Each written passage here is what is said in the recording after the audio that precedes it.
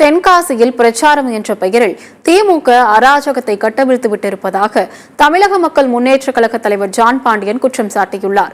இது தொடர்பாக தென்காசியில் செய்தியாளர்களை சந்தித்த அவர், தமிழகத்தில் திமுக ஆளுங்கட்சியாக உள்ளதால் தேர்தல் பறக்கும் படையினர் திமுகவினரின் வாகனங்களில் சோதனை மேற்கொள்ள பயப்படுவதாக தெரிவித்தார்.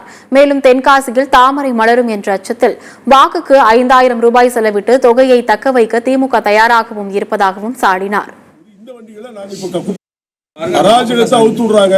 அவங்க வண்டிகள்ல பல கோடி ரூபாய் வந்து இறங்கி ஒரு ஓட்டுக்கு 5000 ரூபாய் கொடுத்தாலும் இந்த தொகுதியை தக்க வைக்கணும்னு சொல்லி அவங்க ட்ரை பண்றாங்க. மக்கள் தெளிவா இருக்காங்க.